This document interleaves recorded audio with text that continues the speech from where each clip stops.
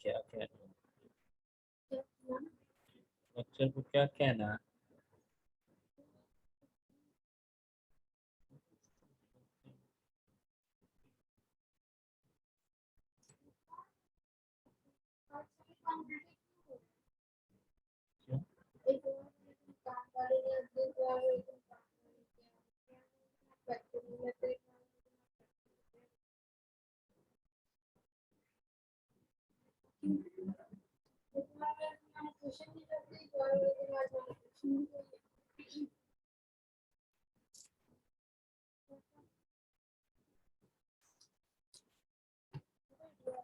अस्सलाम वालेकुम।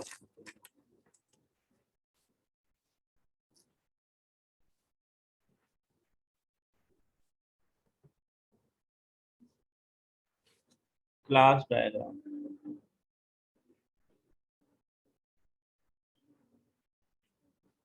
Class diagram जो है describe the classes in domain and their relationship. The purpose of class diagram to show the type being ordered within the system in most UML model these type in वो उसी diagram के अंदर हम पढ़ रहे थे। पहले हमने फिजिबिलिटी का पढ़ा था, फिर हमने जो है एनालिसिस एनालिसिस की एलिसिटेशन एंड एनालिसिस देखा था। फिर तीसरी चीज थी मॉडलिंग था, क्लास मॉडलिंग। तो मॉडलिंग जो था, रिक्वायरमेंट से ही हम मॉडल भी जो है वो सिलेक्ट करते हैं। तो यहाँ पे उसके लिए जो है वो क्लास डायग्राम है, डोमेन मॉडल को और उसके रिलेशनशिप को रिप्रेजेंट करने के लिए, डिस्क्राइब करने के लिए। The purpose of class diagram is to show the type being model within the system. In most UML model, these types are included. Class है, इंटरफेस है, डाटा टाइप है, कंपोनेंट। क्या चीज़ है? क्लास, इंटरफेस, डाटा टाइप और component.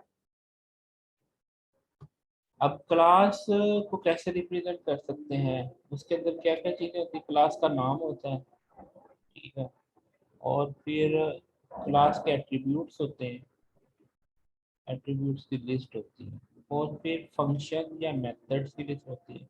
ऊप आप लोगों ने पढ़ी थी, ऊप के अंदर कोई होता था, क्लास का नाम होता था, उसके एट्रीब्यूट्स उसके वेरिएबल्स हो गए। जैसे ये देखा ना, ओनर का एट्रीब्यूट है, उसकी टाइप क्या है? स्ट्रिंग। बैलेंस का एट्रीब्यूट है, वेरिएबल है, उसका नाम क्या है? उसकी टाइप क्या है? डॉलर्स। इसी तरीके से उसका फंक्शन डिपॉजिट है, बैंक की क्लास है, बैंक अकाउंट की क्लास है, ठीक है। तो आप डिपॉजिट भी कर सकते हैं, विदड्रॉ भी कर सकते हैं अमाउंट को, ठीक है। किस करेंसी में करनी है वो आपके पास है, डॉलर्स की टाइप आ गई।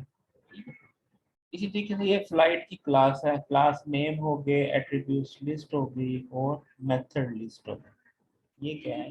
ये सारी चीजें किसके अंदर होती है? क्लास के अंदर रिप्रेजेंट होती है। फिर क्लासेस के दरमियान रिलेशनशिप्स भी होता है, जैसे इनहेरिटेंस ऑफ क्लासेस। जैसे हमारे पास बैंक अकाउंट की क्लास है, उसके अंदर दो टाइप के हैं, एक चेकिंग अकाउंट है, एक सेविंग अकाउंट है। अब जो बेसिक चीजें हैं कि अकाउंट का ओनर कौन है, उसका बैलेंस क्या है, ये बेसिक है, उसको हमने पेरेंट क्लास के अंदर। ये जो एरो है, ये इनहेरिटेंस को शो करता है। तो ये क्या है? ये हमारे पास यहाँ पे चाइल्ड क्लास है, ये पेरेंट क्लास है, चाइल्ड पेरेंट रिलेशनशिप। तो जैसे ही इस क्लास से इसको इनहेरिट किया तो इसके ये सारे फीचर्स इसके अंदर इंक्लूड हो गए, इसके अंदर इंक्लूड हो गए। तो जैसे आप इनहेरिटेंस आप लोगों ने वो में भी पढ़ी, ठीक है। फिर अगली चीज है एसोसिएशन। रिलेशनशिप के अंदर एक चीज है association. Association is a linkage between two classes. तो मतलब एक फ्लाइट की क्लास है, एक प्लेन की क्लास है। प्लेन के अंदर जितने भी एयरक्राफ्ट हैं उनकी इंफॉर्मेशन है कि एयरप्लेन की टाइप कौन सी है, वो फाइटर है या वो जो है हमारे पास लगेज के लिए है, ठीक है, या वो ट्रेवलिंग के लिए है, पैसेंजर्स के लिए, ठीक है, टाइप आ गई। फिर उसका उसका minimum distance, maximum distance in mile, plane का जो है उसकी आईडी क्या है, ट्रेवल आईडी, ठीक है। इसी तरीके से फ्लाइट है, फ्लाइट का नंबर क्या है, उसका डिपार्चर टाइम क्या है, उसकी टोटल ड्यूरेशन क्या है, एयरपोर्ट कौन से पर डिपार्ट करेगी, अराइविंग एयरपोर्ट कौन सा है, वो सारी इंफॉर्मेशन क्या है फ्लाइट की।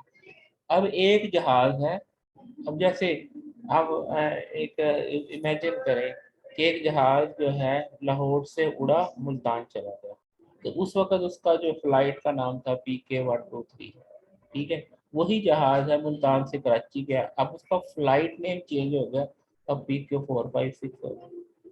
तो वही प्लेन है, पहले उसका नाम फ्लाइट फलां थी, अब फ्लाइट फलां हो गई। इसकी जो तो फ्लाइट अलग क्लास है और प्लेन अलग क्लास है। एक प्लेन जो है एक से जो है, अब यहाँ पे देखिए, एक एक जहाज है उसको कोई फ्लाइट ही नहीं एलोकेट होती, तो एक प्लेन को एक से ज्यादा 0 और मोर फ्लाइट्स असाइन हो सकती हैं, ठीक है। अब ये फ्लाइट है, उसका जहाज खराब हो गया, इसका मतलब फ्लाइट को जहाज असाइन नहीं होगा। लेकिन ऐसे नहीं है कि एक फ्लाइट में ये कहा कि यार फ्लाइट तो वही है और इसमें दो जहाज जाएंगे, नहीं। तो इसमें 0 और 1 प्लेन ही असाइन होते हैं। तो ये जो रिलेशनशिप है इसको क्या कहा जाता है, association. Association are always assumed to be bidirectional. This means that both classes are aware of each other and their relationship unless you qualify the association as some other type. तो ये क्या हो गया association? Unidirectional association, an overdrawn account report class known about the bank account class, but the bank account class does not about association. ये unidirectional single direction वाले की association हो सकती है कि ओवरड्रॉन अकाउंट रिपोर्ट, तो बैंक अकाउंट में अगर वो ज्यादा अकाउंट ड्रा करे, मसलन लिमिट है कि कोई 1 लाख निकलवा सकता है, 2 लाख निकलवाएगा, तो वो अकाउंट टाइप उसको बताती है कि ये इतने ड्रा नहीं कर सकता, या एक डेट में इससे ज्यादा पैसे नहीं निकाल सकते। पैकेज, अगर आपके पास क्लासेस ज्यादा होंगे, बड़ा सिस्टम है, large area of business है, there will be many different classes in your model. So managing all classes can be frightening task. Therefore, you will provide organizing element called package. तो क्या करते हैं, मुख्तलिफ classes को package के अंदर रख लेते हैं। Package enable modeler to organize model classifiers into namespace, which is shard of like folder in filing system. उसको क्या कहते हैं, आप जो इसका नया कॉन्सेप्ट है, जावा के अंदर हम क्या करते थे, पैकेज इंपोर्ट करते थे, क्या करते थे जावा के अंदर, क्या पैकेज इंपोर्ट। अब जो C# वगैरह में उसके अंदर एक और नया कॉन्सेप्ट आ गया, सी के अंदर भी है, नेम स्पेस का कॉन्सेप्ट, वो भी जो है पैकेज की तरह है, जिसके अंदर क्या है बेसिकली वो ऑर्गेनाइजिंग फोल्डर है, एलिमेंट्स को ऑर्गेनाइज करने के लिए। जावा में उसको पैकेज का नाम दिया जाता है, यहाँ पे इसको किसका नाम दिया गया, नेम स्पेस का, जो जस्ट लाइक ए फोल्डर है, क्या फोल्डर के अंदर फाइलें मेंटेन करते हैं वैसे ही। Dividing a system into multiple packages make the system easier to understand, especially if each package represent a specific part of the system. तो अलग अलग टाइप के सिस्टम्स को अलग अलग फोल्डर्स के अंदर आप रख सकते हैं यूजिंग नेम स्पेस और पैकेज, ठीक है जी। पैकेज को इस तरीके से एक्सप्लेन किया है, जैसे ये अकाउंट का पैकेज है, इसके अंदर अकाउंट की क्लासेस है, ठीक है, सेविंग अकाउंट तो एक पैकेज बना है। अगली चीज है interface. A class can have actual instance of its type, whereas interface must have at least one class to implement it. In human, an interface is considered to be specialization of class modeling element. Therefore, interface is drawn just like a class, but the top component of rectangle also have the text interface. यहाँ पे देखें class और interface में ये difference होता है, यहाँ पे ये इंटरफेस लिखा जाता है और इस इंटरफेस को कम से कम एक क्लास ने इम्प्लीमेंट करती है। अगर किसी इंटरफेस को कोई क्लास इम्प्लीमेंट नहीं कर रही तो इसका मतलब इंटरफेस एग्जिस्ट नहीं करता, उसकी एग्जिस्टेंस ही शुरू उस वक्त होती है कि जब कोई क्लास उसको इम्प्लीमेंट करती है। तो अब इस इंटरफेस को अगर फर्ज किया ये हमारे पास एक पर्सन का इंटरफेस था, पर्सन में उसका फर्स्ट नेम और लास्ट नेम आ गया। अब जैसे प्रोफेसर है तो उसने अगर इस इंटरफेस को इम्प्लीमेंट किया तो इसका मतलब ये है उसका नाम फर्स्ट नेम और लास्ट नेम खुद ब खुद इसमें शामिल हो गया। अगर स्टूडेंट है तो उसका फर्स्ट नेम और लास्ट नेम खुद ब खुद शामिल हो जाएगा। ठीक है, तो एक्स्ट्रा चीजें आप खुद से डाल सकते हैं। तो इंटरफेस से क्या हुआ कि कुछ चीजें जो बेसिक चीजें हैं आप उसको वहां पे रख सकते हैं इंटरफेस में, और जो भी क्लास इसको इम्प्लीमेंट करेंगे तो उसके पीछे इसके अंदर शामिल। ये हमारे पास क्या था। आगे हमारे पास कुछ और रिलेशनशिप है क्लास में, एग्रीगेशन और कंपोजिशन। ये वाली सारी चीजें वो हैं जो आप लोगों ने ऊप में भी पढ़ी हैं। ये इंटरफेस भी आप लोगों ने पढ़ा होता अगर आपने ऊप के कॉन्सेप्ट को C# में या जावा में इम्प्लीमेंट करते या किसी पाइथन में करते तो वहां पे आपको ये इंटरफेस मिलते हैं। और अगर आपने सी में किया तो सी में वो इंटरफेस भी होते हैं जिसको आप कहते थे एब्स्ट्रैक्ट क्लास। क्या कहते थे? Abstract class. आप उस एब्स्ट्रैक्ट क्लास को इम्प्लीमेंट कर, जैसे पॉलीमॉर्फिज्म के अंदर आप एब्स्ट्रैक्ट क्लास क्या है जिसके अंदर प्योर वर्चुअल फंक्शन होता था और फिर उसको आप इम्प्लीमेंट कर सकते हैं। तो एब्स्ट्रैक्ट क्लास और इंटरफेस सेम सेम। आगे आ गया aggregation and composition. Aggregation and composition. Composition क्या है कि मतलब आपको मेरी बात तो समझ में आ रही है कि नहीं? थोड़ा सा इंटरप्ट करो बच्चों।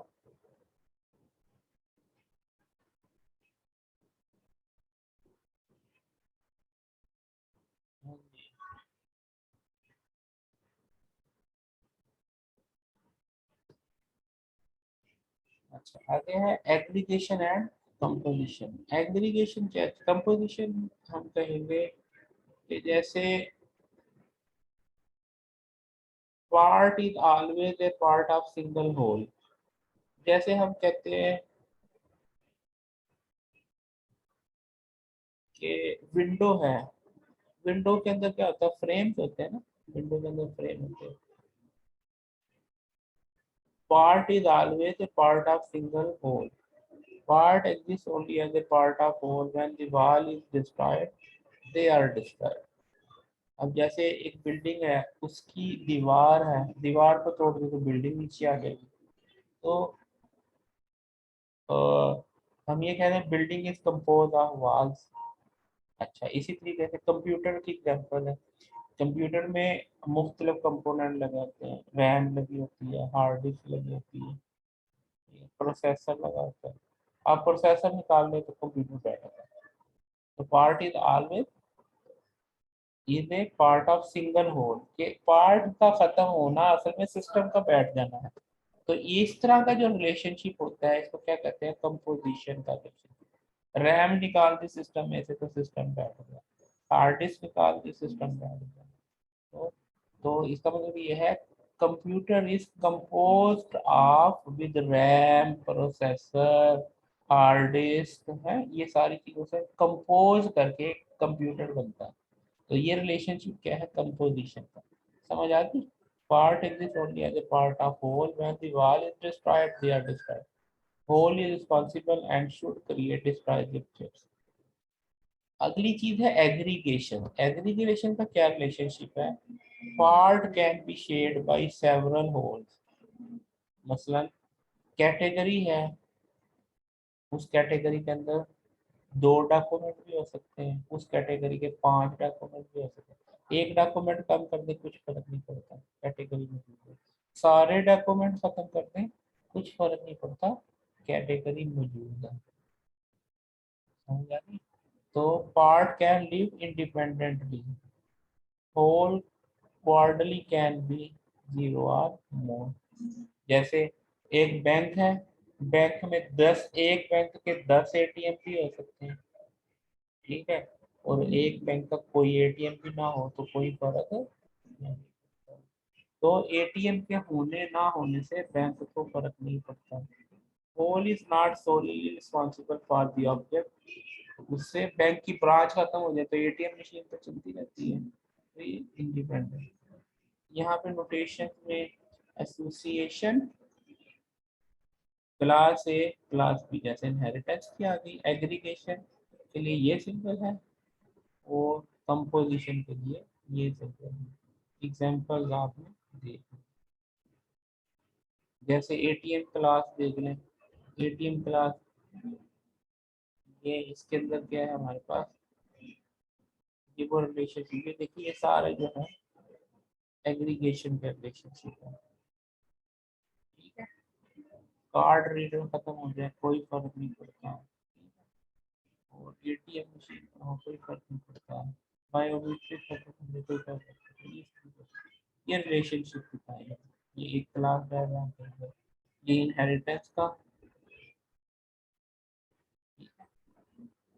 ये कौन, तो एटीएम की क्लास डायग्राम के अंदर ये तीनों रिलेशनशिप दिखाए हैं, एसोसिएशन के भी, एग्रीगेशन के भी, कंपोजिशन के भी, ठीक है।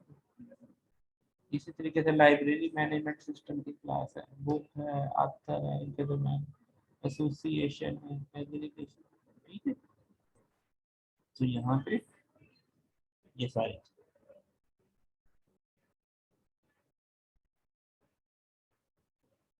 स्टूडेंट हैं, एनरोलमेंट है, सेमिनार है।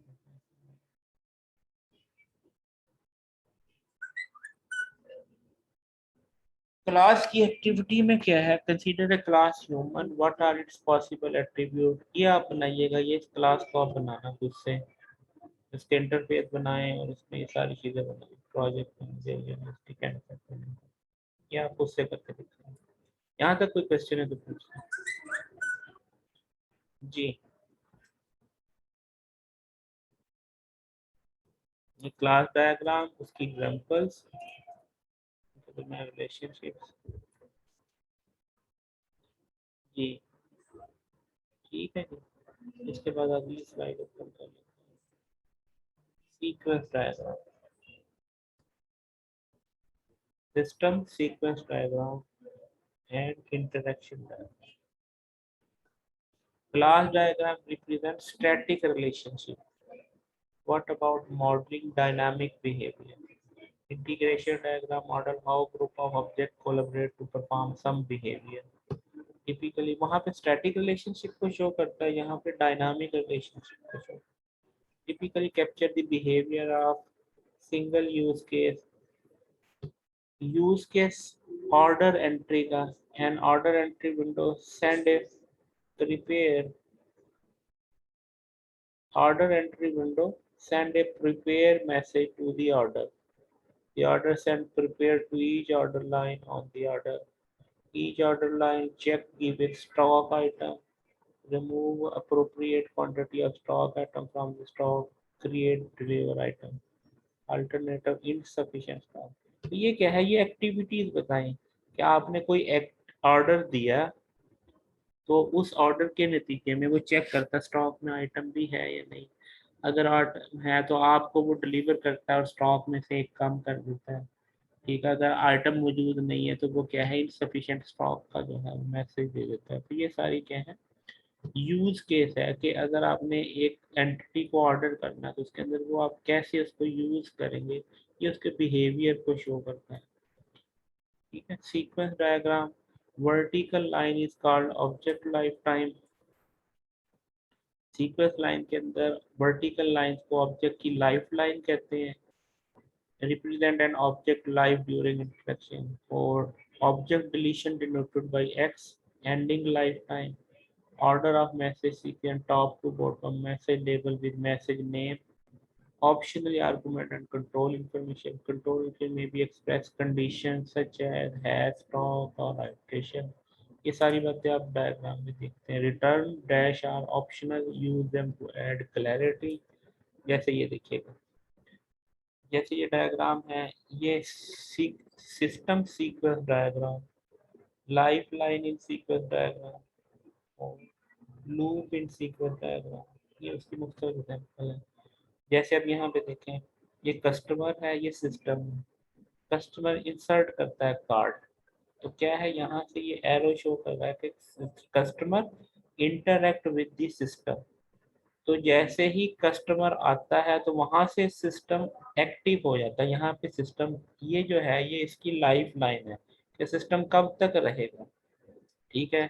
फिर उसके बाद वो सिस्टम उसको कहता है कि पासवर्ड एंटर करो. वो पासवर्ड एंटर करता है. तो जैसे ही पासवर्ड एंटर हो जाता है तो अब सिस्टम के साथ उसका कनेक्शन खत्म हो जाता है. यहाँ पे सिस्टम की एक्टिविटी खत्म हो गई. जैसे आप विंडो के अंदर लॉगिन होते हैं तो सिस्टम आपसे इंटरेक्ट करता है, तो वो वहाँ पे जो है फिर वो स्टैटिक हो जाता है. दोबारा फिर जब आप उसके साथ वो करते हैं, लॉग ऑफ करते हैं, तब वो सिस्टम दोबारा. यहाँ पे जैसे एग्जाम्पल कि यहाँ सेंडर और रिसीवर है, इसकी कम्युनिकेशन कैसे है कि यहाँ से सेंडर का ऑब्जेक्ट क्रिएट हुआ, ये इसकी लाइफ लाइन है. ये जो यहाँ पे ये लाइफ, इसकी लाइफ इतनी है. यहाँ से स्टार्ट हुआ, रिसीवर को सेंड किया, जैसे ही खत्म हुआ इसकी लाइफ खत्म हो गई. फिर नया ऑब्जेक्ट क्रिएट हुआ, तो ये इस तरीके से यहाँ पे ये लाइफ खत्म हो जाती है. और अगर लूप है तो ये इस तरीके से शो करता है. The system external actor that interact with the system, the system event that actor generate. ये आपके पास एक्टर है, ये आपके पास सिस्टम है. ठीक है. Assess the show operation of system in response to event in temporal order. A solid line show the life of actor. यहाँ पे जो सॉलिड लाइन है ये वाला, ये लाइफ ऑफ एक्टर को शो करता है.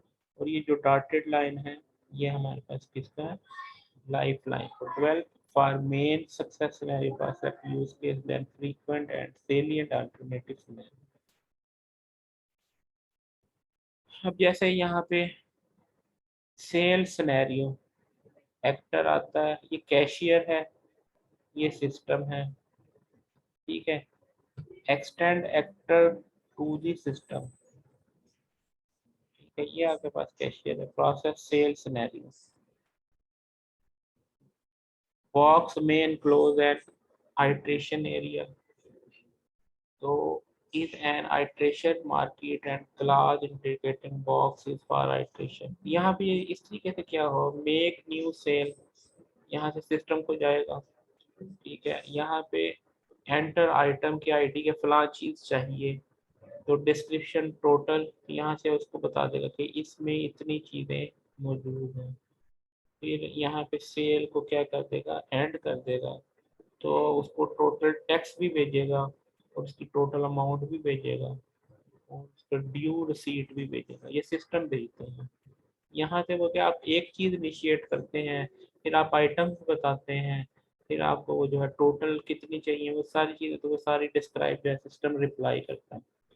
System as a black box, the name could be next generation POS point of sale, but system keep it simple and understand employee strength. Yeah. From use case to system sequence diagram. Use case or say system sequence diagram. How to construct a system sequence from use case. Draw a system block as a block box right side. For each actor that directly operate on system, draw a stick figure. For each system event that each actor generating use case, draw a message. Optional use case test left out diagram. आप क्या करते हैं, actor से start लेके और system को आप represent करके जो है वो सीक्वेंस डायग्राम. जैसे यहाँ पे simple cash only process sale scenario क्या है, customer arrive at point of sale, check out with good and service to purchase, cashier start new sale, cashier enter new item. ये तो यूज केस की बात कर रहे हैं, यहाँ भी एक्टिविटीज है यूज केस में.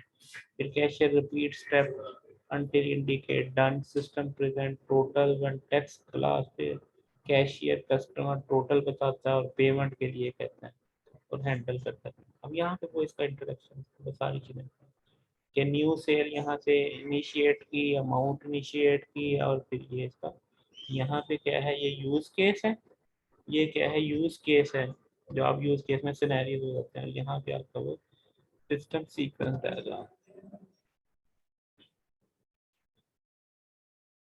Identifying right actor in the process, say example, does the customer interact active with the point of system? नहीं, तो उसके साथ तो सेल्स जो मैं वो जो होता है सेल्समैन वही डील कर रहा होता है ना, तो फिर एक्टर हमारे पास यूजर नहीं होगा, कस्टमर नहीं होगा, बल्कि sale cashier interact with the system directly. Cashier is generator of system. Why this important operation? ठीक है, mini naming system event and operation. System event and associated system operation should be accepted at level rather than physical input medium or user interface widget. Start operation name with work from use case, which is better scan, barcode or enter item. ठीक है, SFT and glossary in parallel. Why is operating the glossary important when working the new item use is SFT may need explanation and explicit, especially if they are not derived from the use case. A glossary is less formal, easier to maintain, and more intuitive discussion with different parties such as customer. The glossary से हमें ये help मिल जाती है। Create system sequence using elaboration in order. 2. Identify system event and major operation. Write system operation contract. Contract describe detailed system behavior. Better estimate. Remember there is reason for everything. If it is not necessary to create SSD for all scenario of use case at least not the same time. Interaction the whole has two main types, sequence diagram and collaboration diagram. Following things are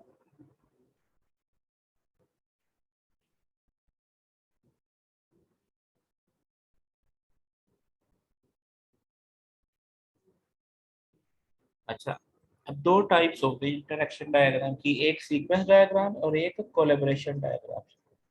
Following things are to identify clearly before drawing the interaction diagram. क्या चीजें clear होनी चाहिए जी?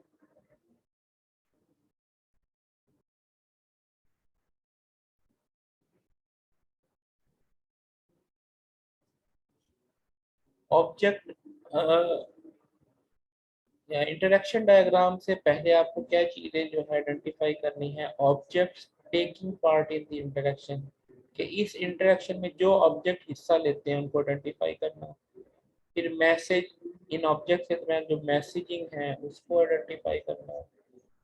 और फिर जो है sequence of messages को follow करना, ऑब्जेक्ट को ऑर्गेनाइज करना। और इनका यूजेज क्या है? To model flow of control of time sequence, to model flow of control of structural organization, forward engineering and reverse engineering. इनके लिए आप क्या करते हैं? इंटरेक्शन डायग्राम को यूज करते हैं। अब इसमें नोटेशंस क्या यूज होती हैं? हमारे पास ये बॉक्सेस यूज होते हैं मैसेजेस के लिए, ये क्लासेस के लिए हमारे पास ये यूज होते हैं। ठीक है, जैसे हमारे पास ये आपके पास एक्टर आ गया, ये आपके पास सिस्टम आ गया, ठीक है, ये भी आपके पास सिस्टम आ गया, ये लाइफ लाइन के लिए है।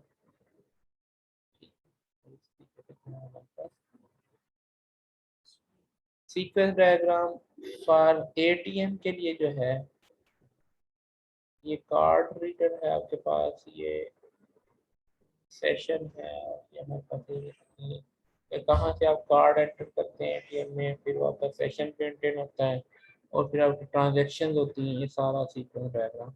और कब ऑब्जेक्ट इनिशिएट होता है, कब वो डिस्ट्रॉय होता है, दोबारा इनिशिएट होता है, तो इस तरीके से उसकी लाइफ लाइन भी है।